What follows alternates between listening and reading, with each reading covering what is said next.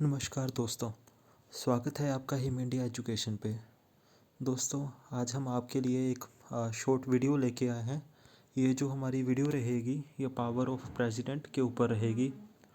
तो डिस्कस करते हैं दोस्तों आज कि राष्ट्रपति जो है किस किस आर्टिकल के अंदर साथ साथ उनमें कौन कौन सी शक्तियाँ आर्टिकल के साथ मिलती है और किस किस की जो अपॉइंटमेंटें हैं वो राष्ट्रपति द्वारा की जाती हैं। दोस्तों, ये एक एजुकेशनल वीडियो रहेगा। होप सो ये वीडियो आपके लिए आगे आने वाले एग्ज़ाम में आपकी हेल्प करें। सो स्टार्ट करते हैं दोस्तों एग्जीक्यूटिव पावर और कार्यकारी शक्ति के साथ। सो दोस्तों, जो आर्टिकल 53 है ये हमें बताता है कि president is a head of union executive. Bharat का राष्ट्रपति संघ की कार्यकारिणी का अध्यक्ष होता है। दोस्तों, इसमें कई बार हमसे क्वेश्चन में पूछा जाता है कि who is the head of union executive. उसमें हमें प्रेसिडेंट, गवर्नर्स और प्राइम मिनिस्टर या नन ऑफ दीज ऑप्शन होती है। तो उसमें आपने बिल्कुल याद रखना है कि जो हमारा head of the union executive होता है वो हमारा प्रेसिडेंट होएगा। और प्रेसिडेंट जो होता है वो आर्टिकल 53 के अंतर्गत ये पावरें हमारे आर्टिकल में दी गई है। तो चलते हैं अब अपने नेक्स्ट पॉइंट की तरफ। आर्टिकल 74। आर्टिकल 74 में ये बताया गया है कि राष्ट्रपति जो होगा वो प्रधानमंत्री की नियुक्ति करेगा। उसके साथ साथ प्रधानमंत्री की जो काउंसिल्स ऑफ मिनिस्टर्स होते हैं, जो मंत्री परिषद होती है, उसकी नियुक्ति भी जो है राष्ट्रपति द्वारा की जाती है। और वो जो राष्ट्रपति उनकी नियुक्ति करता है वो प्रधानमंत्री की सलाह पर उनसे नियुक्ति करता है। तो चलो अब दोस्तों देखते हैं कि प्रेसिडेंट द्वारा कौन कौन सी अपॉइंटमेंटें दी जाती है, कौन कौन से ऑफिसर जो है वो प्रेसिडेंट द्वारा अपॉइंट किए जाते हैं।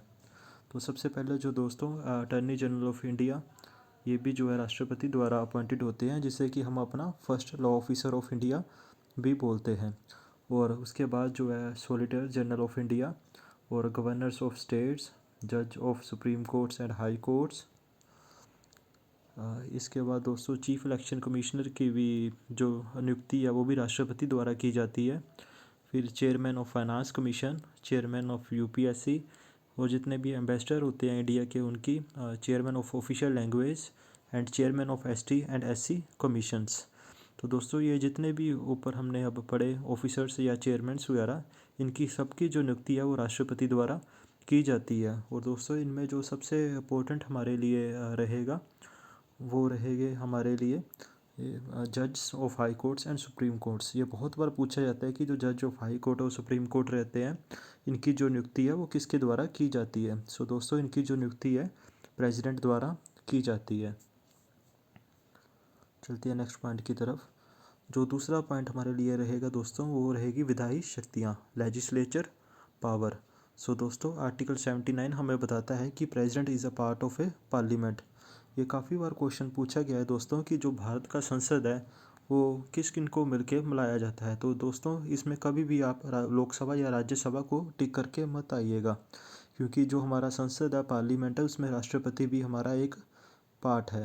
और राष्ट्रपति, लोकसभा और राज्यसभा ये तीनों को मिला के ही हमारे संसद का जो है गठन किया जाता है।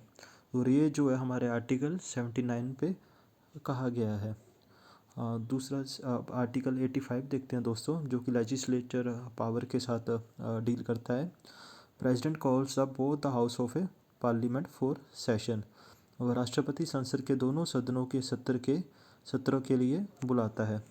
और दोस्तों, इसके साथ साथ जो प्रेसिडेंट के पास ये भी पावर होती है कि वो दोनों जो सदन है इनको जॉइंट मीटिंग के लिए, जॉइंट सेशन के लिए भी बुला सकता है। और ये जो पावर है ये आर्टिकल 108 के अंदर हमारे राष्ट्रपति को दी गई है। और इसके साथ साथ दोस्तों, राष्ट्रपति द्वारा कोई भी बिल और एक्ट तभी, मतलब बिल जो है तभी एक्ट बनेगा वो जब तक उसमें राष्ट्रपति जो है हमारा अपनी अनुमति जो है दे ना दे। जब तक हमारा राष्ट्रपति अनुमति नहीं देता है किसी भी बिल पे तब तक वो एक्ट जो है नहीं बनेगा, अन्यथा वो मतलब बिल ही बन के रहेगा। तो बिल जो है दोस्तों एक्ट तभी बनेगा जब राष्ट्रपति उस पर साइन करेगा। वो जब उसमें राष्ट्रपति के साइन हो जाएंगे तो उसको बिल की जगह एक्ट बोला जाता है। इस पॉइंट को आप नोट कीजिएगा। इसके बाद दोस्तों एक बहुत ही इंपॉर्टेंट पॉइंट है जो कि वेटो पावर से रिलेटेड है। वेटो पावर पे बहुत सारे क्वेश्चन जो है काफ़ी एग्ज़ाम्स में पूछे जाते हैं। तो इसमें सबसे पहले तो आपको पता होना चाहिए कि जो वीटो पावर है इसका अधिकार किसके पास होता है।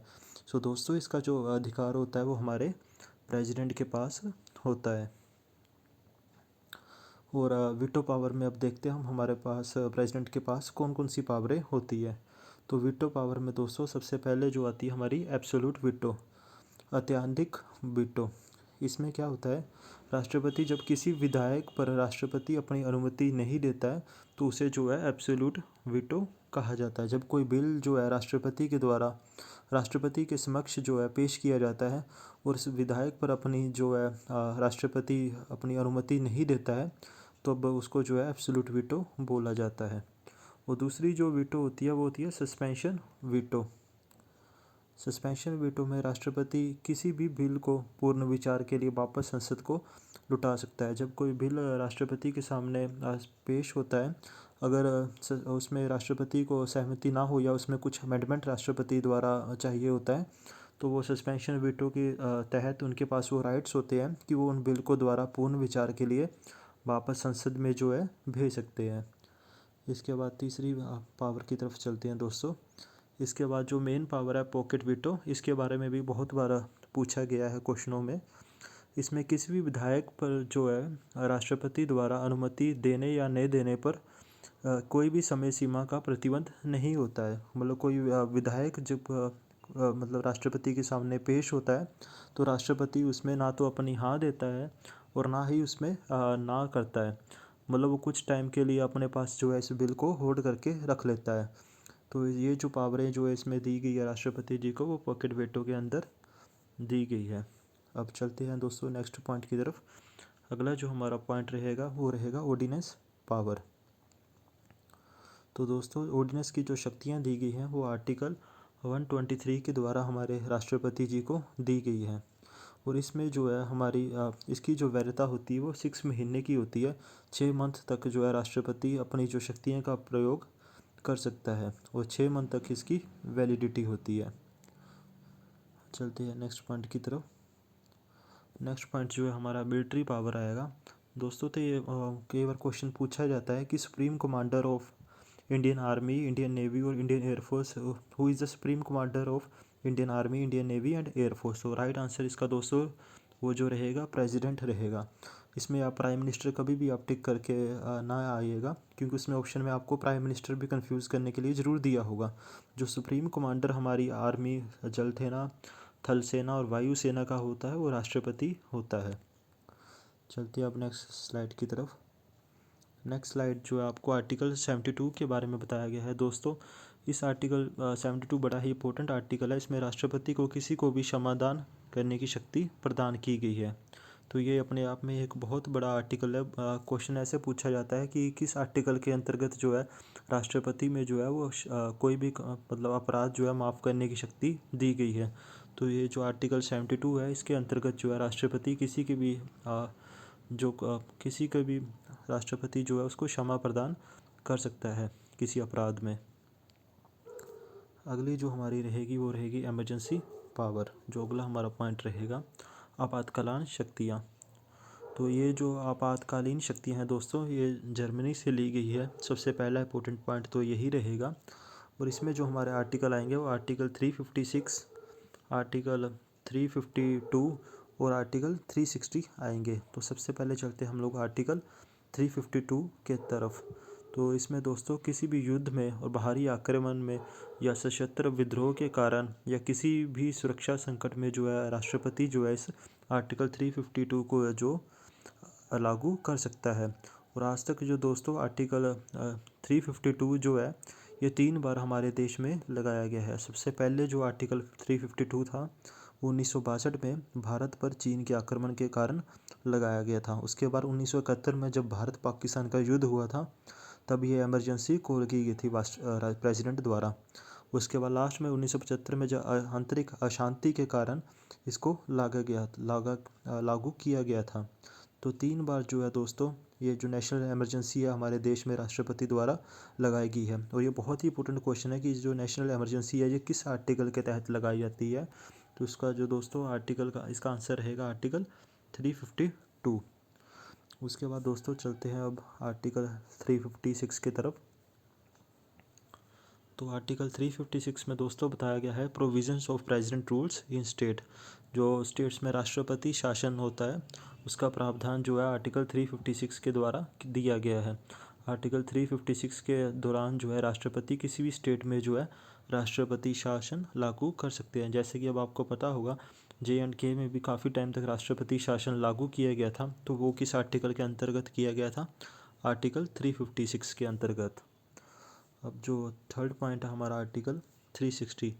ये जो आर्टिकल 360 है दोस्तों, ये फाइनेंशियल इमरजेंसी के लिए लागू किया जाता है। और आपको ये पॉइंट याद रखना पड़ेगा कि जो नेशनल फाइनेंशियल इमरजेंसी है दोस्तों, ये आज तक इंडिया में एक बार भी लागू नहीं की गई है।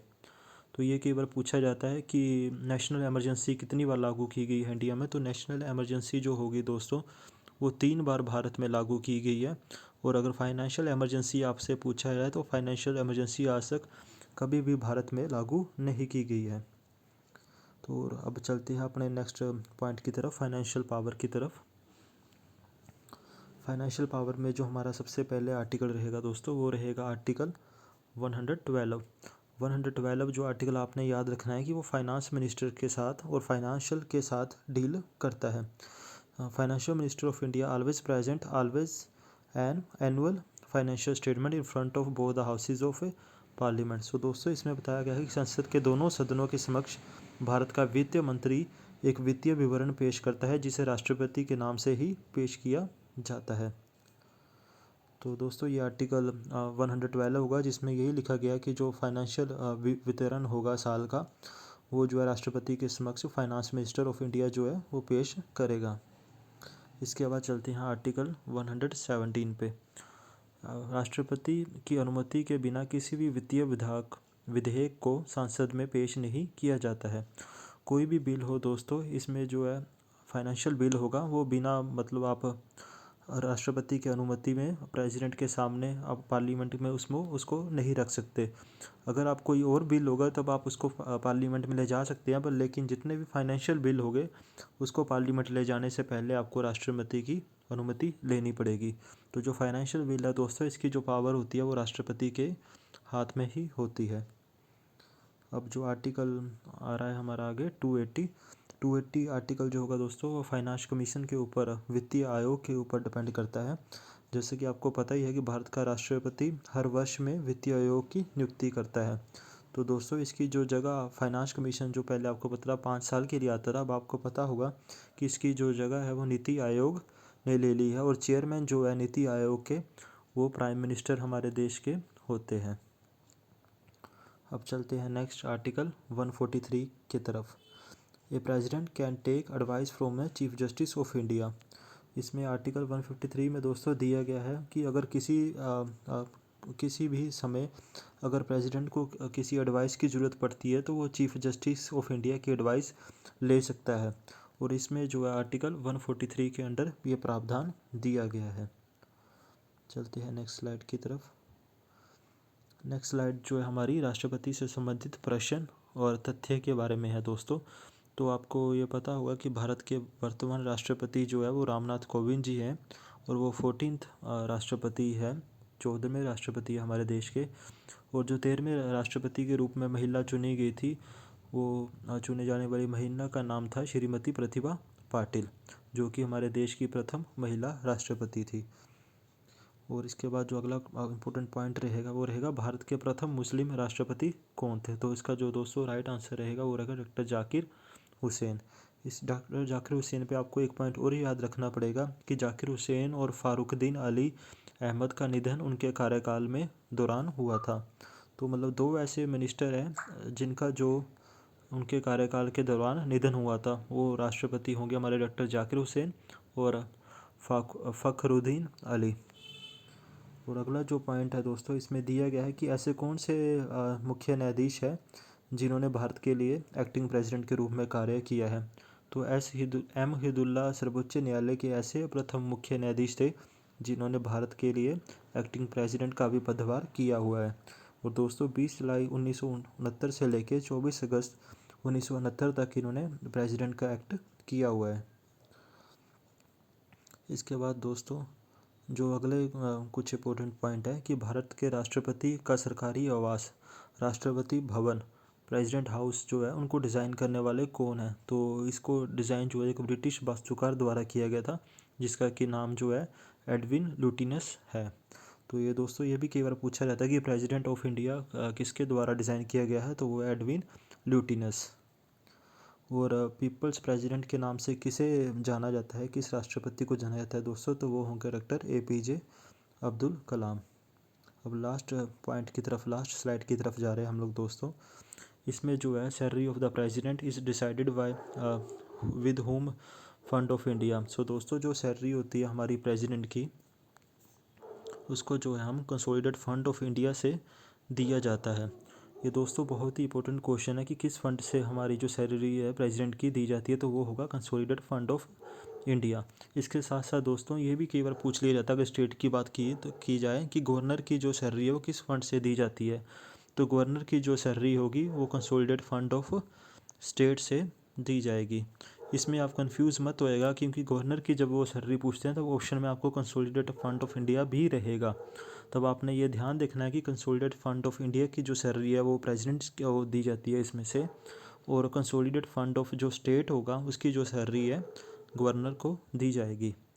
इसके साथ साथ दोस्तों जो अगला पॉइंट है कि राष्ट्रपति द्वारा 2 एंग्लो इंडियन जो है वो नॉमिनेट किए जाते हैं लोकसभा के लिए, और राज्यसभा के लिए भी जो है हमारे राष्ट्रपति द्वारा 12 सदस्य राज्यपाल के लिए नॉमिनेट किए जाते हैं, राज्यसभा के लिए नॉमिनेट किए जाते हैं। ये भी बहुत इंपॉर्टेंट क्वेश्चन है दोस्तों कि राज्यसभा के लिए 12 सदस्य और एंग्लो इंडियन जो कि लोकसभा के लिए 2 एंग्लो इंडियन की जो नॉमिनेशन है वो राष्ट्रपति द्वारा की जाती है। इसमें कुछ थोड़ा सा ऐड करना चाहता हूँ मैं दोस्तों कि राष्ट्रपति की जो अब करंट सैलरी जो चल रही है प्रेसिडेंट की, वो 5 लाख पर मंथ चल रही है। इस बात पे भी आप ध्यान देंगे, कई बार ये पूछ लिया जाता है। और वाइस प्रेसिडेंट की जो सैलरी होगी वो होगी हमारी 4 लाख पर मंथ। तो दोस्तों इसी के साथ ही आज हमारा ये वाइस प्रेसिडेंट का शॉर्ट वीडियो जो है यहीं पर समाप्त होता है, सॉरी प्रेसिडेंट का। इसके बाद हम लोग आपके लिए जल्द ही वाइस प्रेसिडेंट पे भी एक ऐसा ही शॉर्ट वीडियो लेके आएंगे। प्लीज़ हमारे इस वीडियो को शेयर और लाइक करते रहें। इसके साथ साथ हिम इंडिया एजुकेशन में हम आपके लिए जितने कमीशन के पेपर होते हैं पूरी कोशिश रहती है हम आपके लिए कि वो अपलोड कर दें टाइम से, और हम आपके लिए जॉब अपडेट्स भी लेके आते रहेंगे। तो प्लीज़ हमारे पेज पे जुड़े रहें जितने भी कमीशन के लिए तैयारी कर रहे हैं। Thank you for the watching.